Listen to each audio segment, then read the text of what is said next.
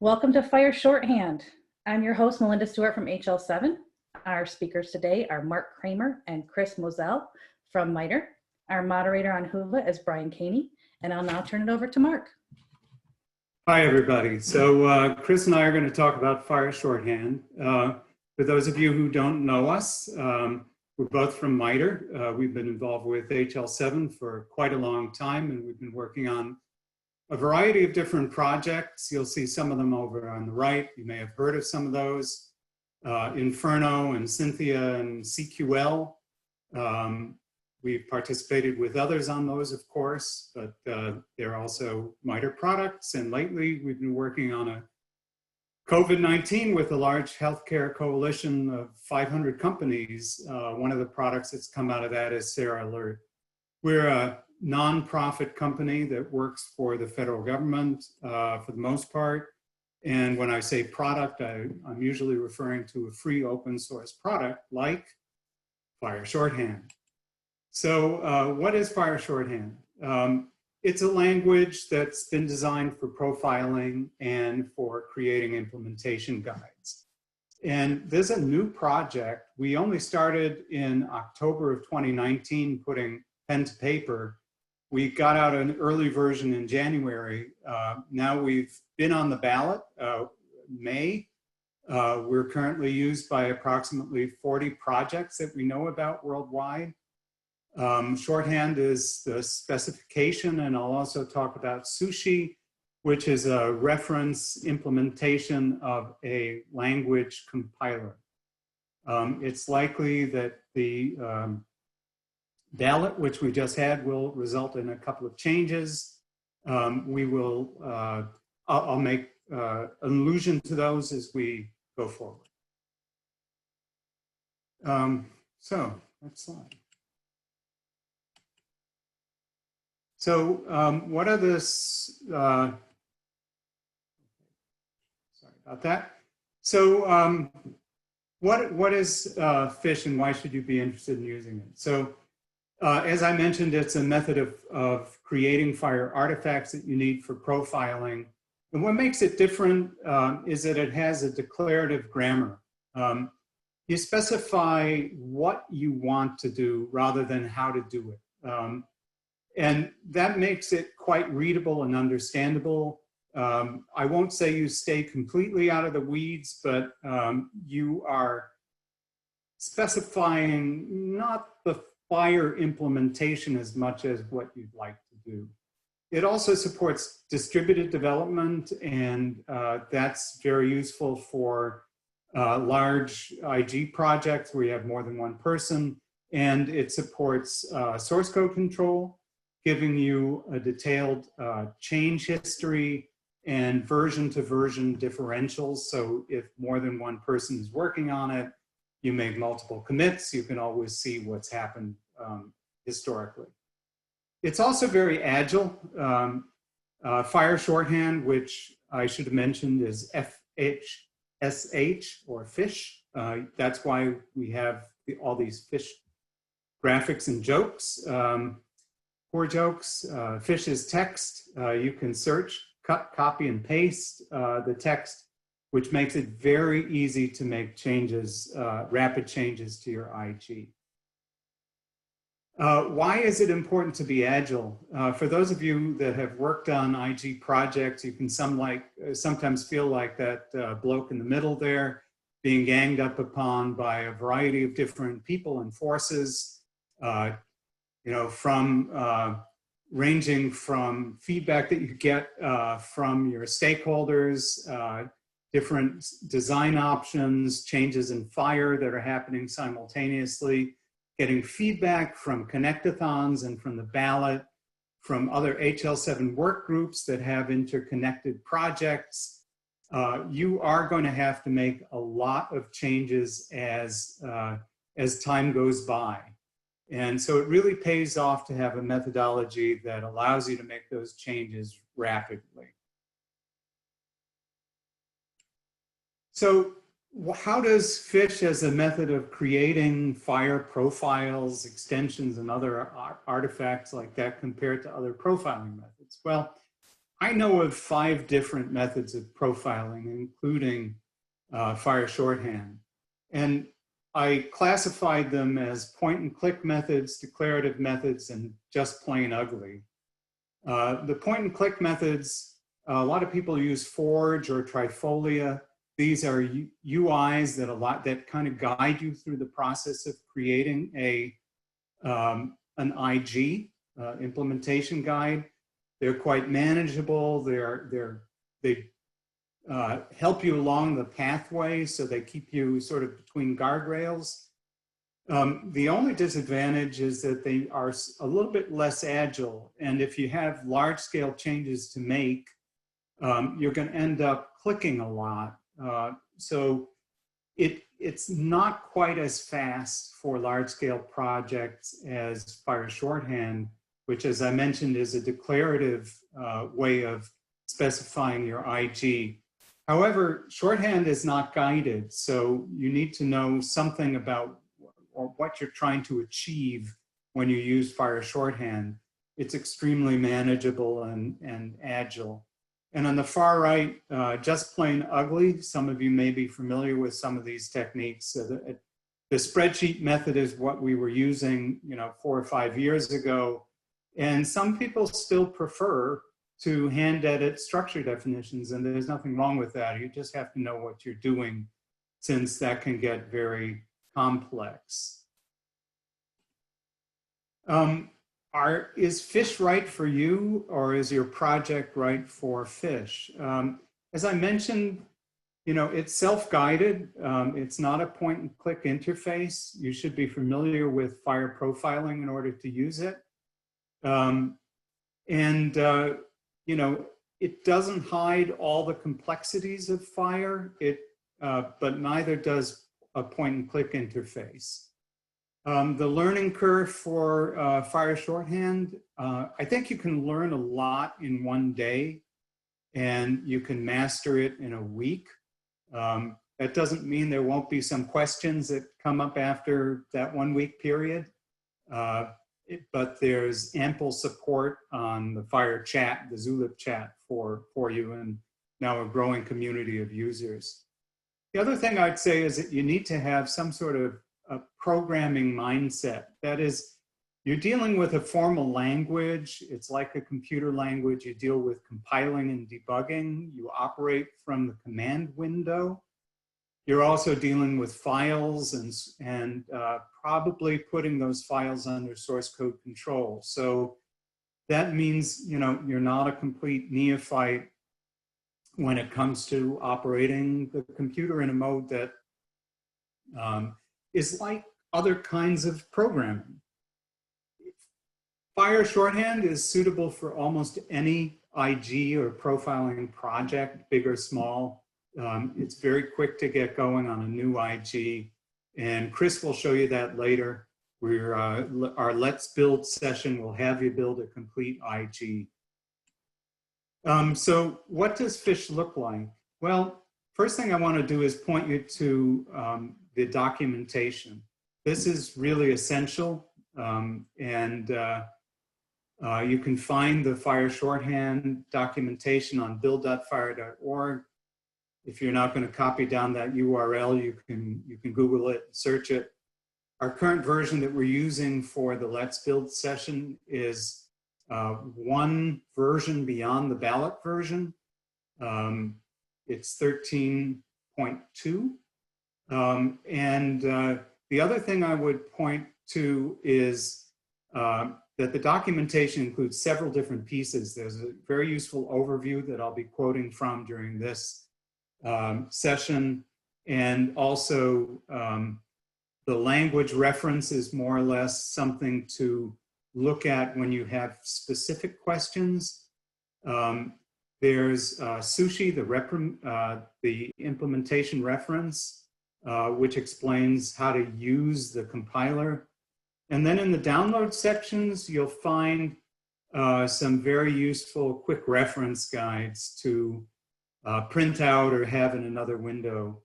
And the reference guide has 2 sides when we print it out. It has some language patterns, which is the syntax, and some examples on the other side. So those are some things you'll want to keep close to your work when you start using FHIR Shorthand. So let me explain some basics about FHIR Shorthand. So in FHIR Shorthand, there's 8 or 9 different objects that you can define. These are items. Profiles, extensions, instances, value sets, code systems, mappings, rule sets, and invariants. Most of these things you'll recognize from FHIR, except for rule sets, which is a special construct in FISH. The file extension that you'll be using is .fsh. We call them FISH files.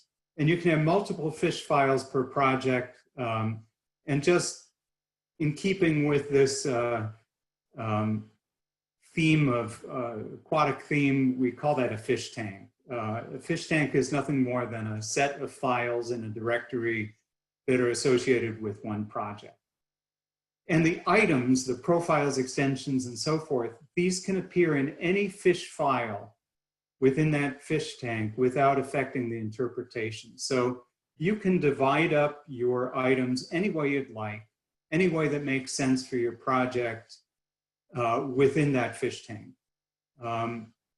So you may put all the profiles in one file, all the value sets in another file, or you can arrange it differently so that everything that's related, the profile extensions and value sets, they're all together in one file. Lots of different ways to do it.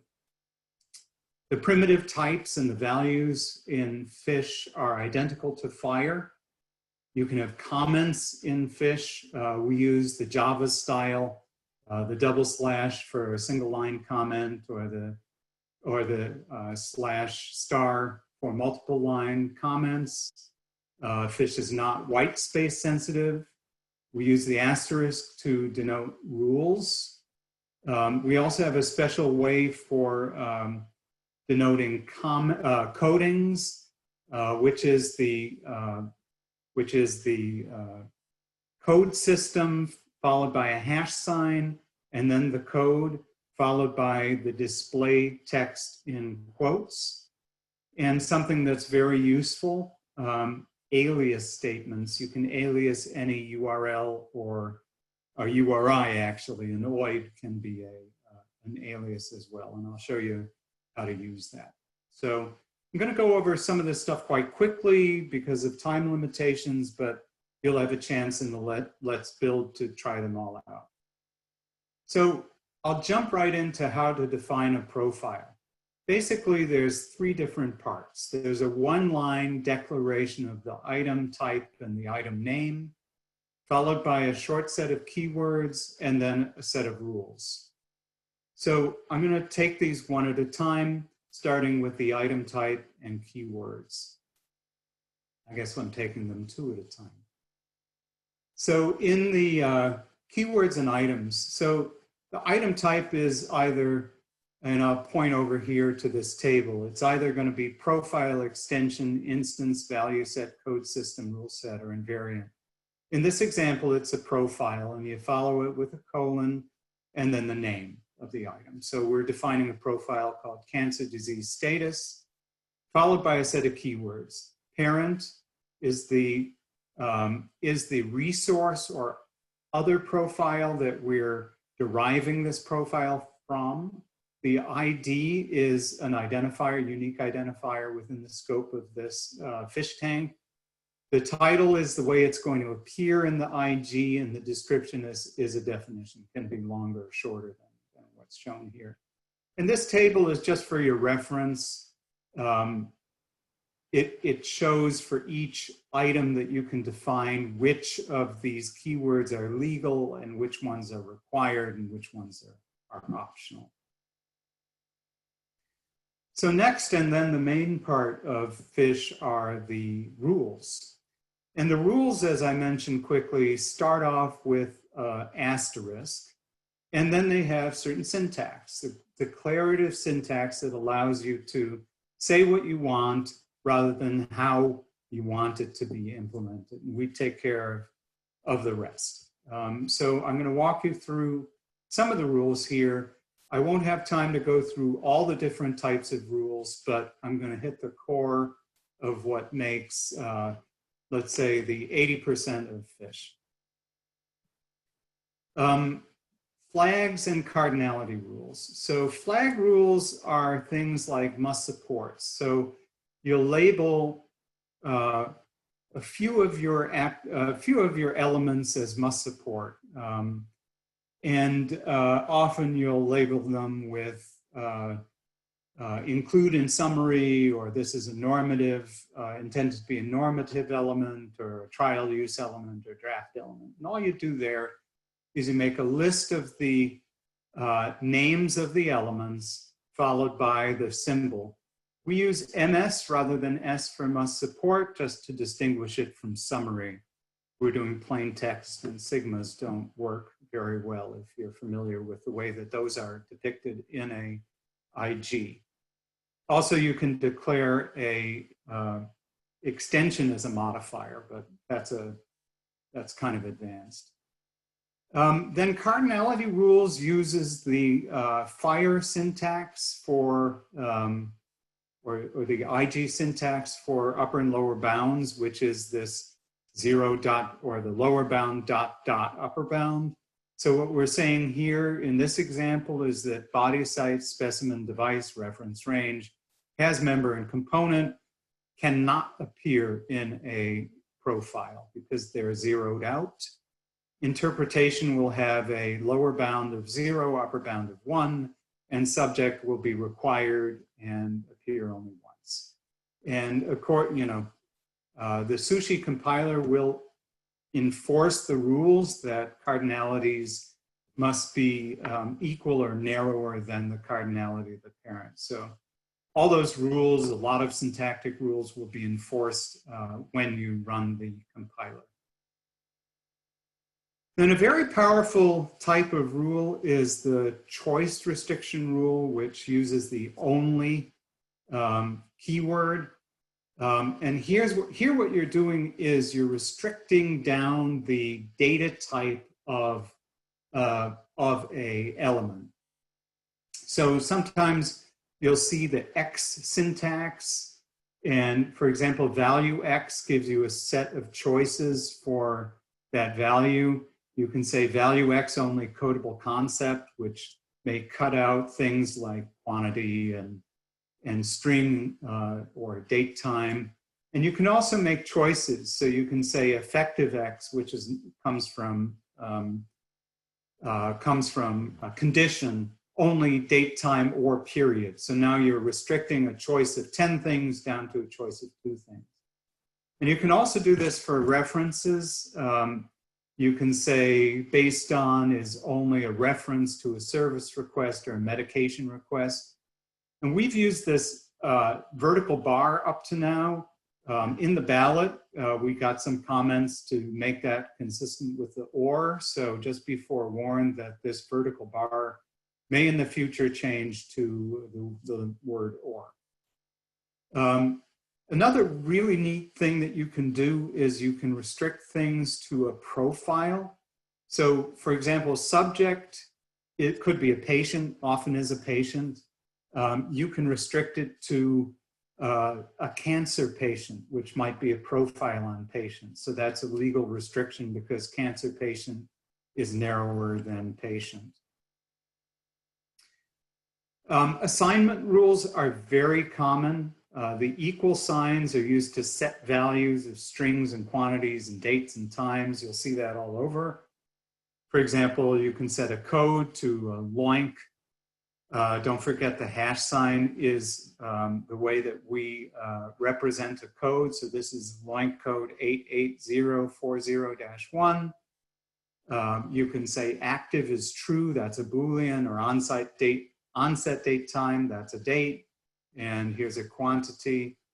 One fine point is that in an instance when you do this assignment, this is just assigning a value, but in a profile, the equal sign actually says that the any instance of that profile must match the pattern of that value. So we can go into that more, but that's kind of a fine point.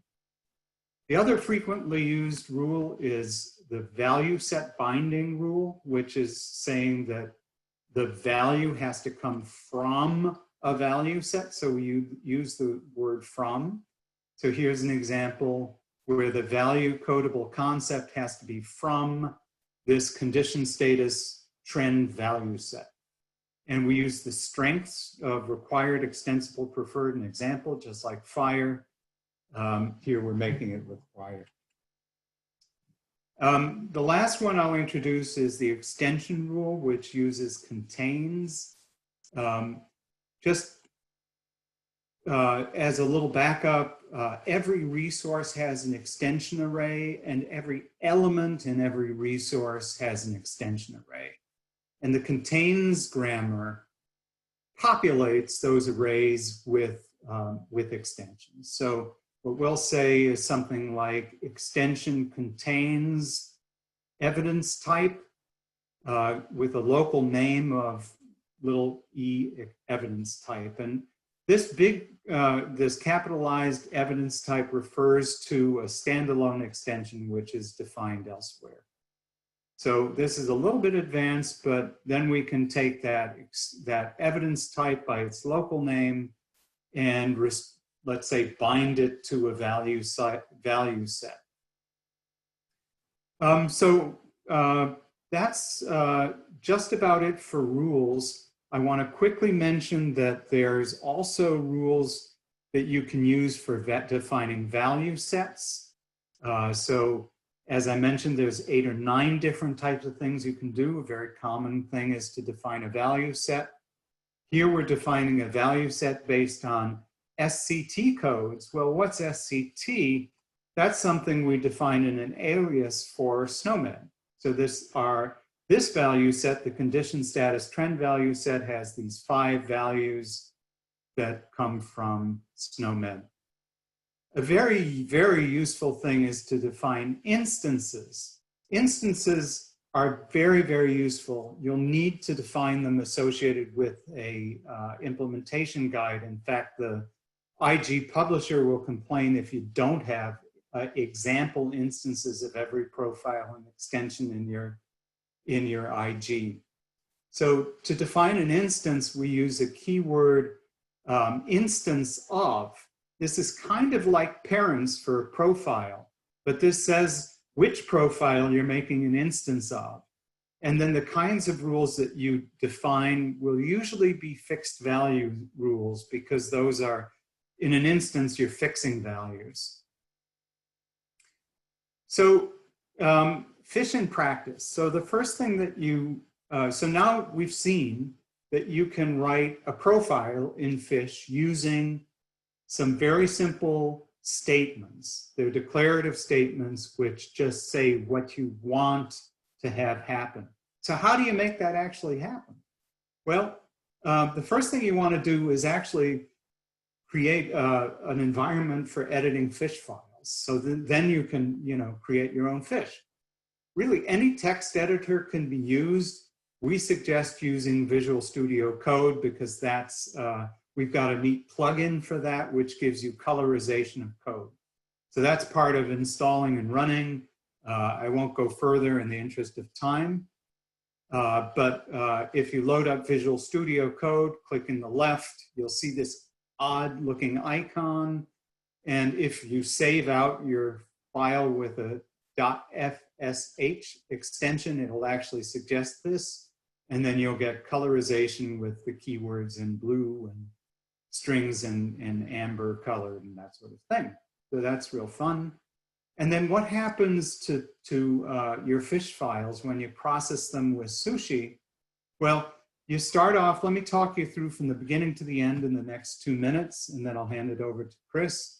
You'll create your FHIR files in a directory, which, as I mentioned, we call a FHIR tank. That's just your project. You'll create some configuration information in a file called config.yaml. And together, these 3 things can those are enough to run the Sushi compiler. So you'll actually open up a command window.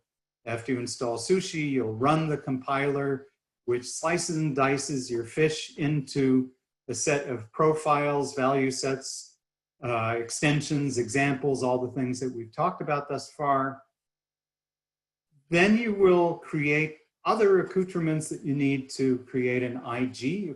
You can actually stop there, or you can go further. You can create pages, menus, images, all these things that you need to create an IG. Then you can run the FHIR IG publisher, which runs the IG generation process to give you an implementation guide. And you can think of the implementation guide as the menu for all the things in your IG. It's a menu for which profiles you've created. It describes them. It lays them out for your users. The other thing that has recently been added is the ability for the FHIR IG publisher to actually run Sushi for you. So if the IG publisher discovers a directory called fish, FSH, it'll run the Sushi compiler, and you can just do all these steps in one fell swoop. So we're at the top of the hour. I'm going to turn it over to Chris, who's going to be running the Let's Build session. So Chris, I'm going to stop sharing my screen and you can share yours. Sounds good. All right. So welcome everybody. I'll be running the Let's Build session, which will be happening on Wednesday from 2 until 2:40 p.m. So for those of you who are interested in participating, I recommend you go check out this page in Whova if you find the FHIR Shorthand on Wednesday. And at the bottom, we have a download button where you can actually download the exercise. Once you download this, you'll get a PDF, and that PDF describes what we're going to be working through. So essentially what we're going to be doing is taking the US core patient profile, and we will be recreating that profile and its associated value sets and extensions using FHIR Shorthand and building those into a simple implementation guide. Now, I apologize for the US-centric, US core profile, but you know, it does say at the top of the page, HL7 FHIR DevDays US. So I guess if you're not from the United States, just consider yourself lucky that you didn't have to actually fly a plane over here to participate. So if you look at this PDF, you'll see that we have a number of requirements. These are the things that you're going to need in order to complete this exercise. A text editor, as Mark noted, Visual Studio Code is really helpful just to actually show you the difference. This is what you would be looking at with Visual Studio Code. Still a lot of text, a lot to process, but this is what it looks like in a normal text editor. So I'd much rather look at the thing on the left-hand side, so we do highly suggest Visual Studio Code. You're also going to install something called Node.js, which is a JavaScript runtime that's needed to run Sushi. As Mark mentioned, Sushi is our FHIR Shorthand compiler. It's actually an acronym, of course, for Sushi unshortens shorthand inputs. That is a recursive acronym, a self-referential acronym, Sushi unshortens shorthand inputs. And then to run the IG publisher, which is created by HL7, you need Java. So you need OpenJDK 8 or a licensed version of the Oracle JDK and Ruby and Jekyll. And we've linked how to install all those things here. There are also some other resources that will be helpful, such as the FHIR Shorthand May ballot specification or the updated one, as Mark linked to in his other thing, US core patient profile, and a Let's Build starter project. At the bottom of the page, we have a link to the detailed instructions, which will bring you to a page like this. And from here, we see some of this information repeated, but we also have the steps. Now, this is 12 steps in the exercise, but we've designed it to be progressively more complicated We do recommend that everybody do steps 1 through 7 because we feel that that's what's most helpful to get a feel for FHIR Shorthand. But then once you get past 7, only the overachievers need to do steps 8, 9, 10, 11, and 12. But if that's you, then please, by all means, do it. You'll see that some of these steps are really easy. Installing the required software, reviewing the basics of FHIR Shorthand. Actually, if you're in this tutorial now, you can probably skip this step. And then the Let's Build Starter project. So when you download the FHIR Let's Build Starter project, you'll get a very simple directory structure. We didn't want you to have to start from scratch, so we did create a little something for you, but the emphasis on little. There isn't very much here, but there's a few scripts, a configuration, and then there is a patient FHIR file that's actually empty. You get to fill that out. So through this exercise, as I said before, you will be creating the US Core patient profile. In my last minute, I'll just show that to you real quick. This is the US Core patient profile. I apologize for the fast scrolling, but during this exercise, if you go through step 7, then you'll basically be creating a page that looks like this, has the must support flags, and has the cardinality constraints, and that's it. If you choose to keep on going, then you will learn how to do things like binding value sets, creating the value sets that you're binding, creating extensions, creating the value sets that go with the extensions, things like that. So that's basically what you'll be doing. We try to guide you along the way. So you'll see here, we have links to the relevant parts of the specification so that when you're doing something like adding cardinality constraints and must support flags, we provide the links directly to the FHIR Shorthand specification that shows you what you're going to need to do, but we don't tell you how to do it here. You get to find that on your own. You know, the old saying like teaching a person to fish rather than giving them the fish. I guess that's what we're doing. So anyway, that's it. And we hope that you'll participate and have lots of fun. And then when we get together on the Let's Build session, we'll actually go through the solution. Hey, Questions? Chris and Mark, yeah, there's a couple questions. Did you want me to read them to you, or did you want to answer them? Yeah. Yeah, so one question around a project you presented previously called Simple, CIMPL, and is there a relationship with that project in FHIR, or is that a totally separate thing? That's a great question. So whoever asked that question has a great memory. So actually we've been, MITRE, Chris and I, we've been playing around with languages to define profiles for quite some time. And you can think of FHIR Shorthand as our second or third go round, which partly accounts for how fast and how, if I have to say so, how well we've done it this time around. And Simple was a previous iteration, which had a few more complexities to it, I guess. So you can think about Shorthand as a replacement for Simple. A simpler version of Simple. Even simpler and well. Nice. Yeah, I'm starting to use FHIR Shorthand quite a bit. There's another question here about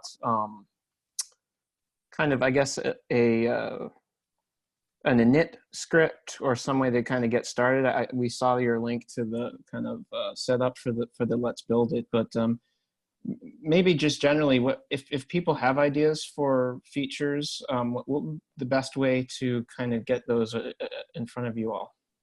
Sure. Great. So, go ahead. Okay. Yeah, so the init script is actually something we've thought about and we want to do. So the idea that you could run Sushi and say init, and it'll create a directory structure that is a good starting point, much like the download, the FHIR Shorthand starter kit that you can download as part of this this exercise. But we haven't done it yet because actually there was a lot up in the air regarding configuration and what a project structure should look like. Now that that's settling down, I think we'll look at that again. For people who do have suggestions for features, there's two ways that they can get in contact with us. One is on the shorthand channel on Zulip, and we're always glad to talk to you there. Another one is to just formally submit that request or that idea through our GitHub repository for Sushi. So particularly if it's a feature for Sushi and not for FHIR Shorthand, the spec itself, going through the GitHub repository for Sushi is a great way to go. And I had a kind of a question. Can you speak a little bit to the relationship to the IG publisher and where you see Sushi going forward? Sure. I guess I'll take this. I'll take this one too. So this is something we've been thinking about, and there's this kind of dueling sort of notion of Sushi and FHIR Shorthand as something just to create resources like profiles, extensions, value sets. And then there's also this notion of having to build an implementation guide. Got my 1-minute warning there.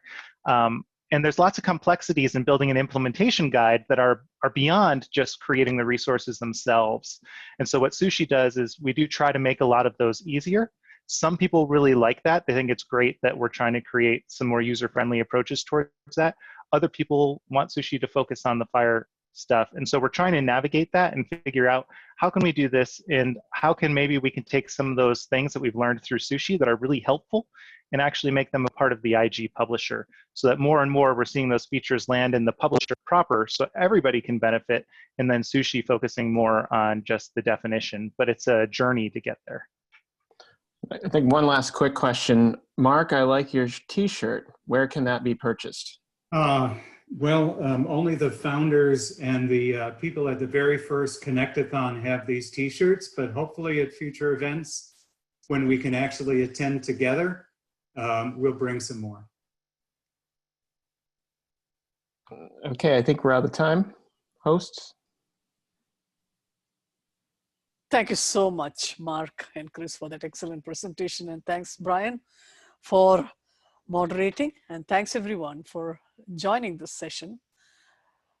Till we meet again, probably we'll see you in the next session. Talk to you soon. So bye, everyone. This is Sadhana Alangar, HL7's Director of Education, signing off.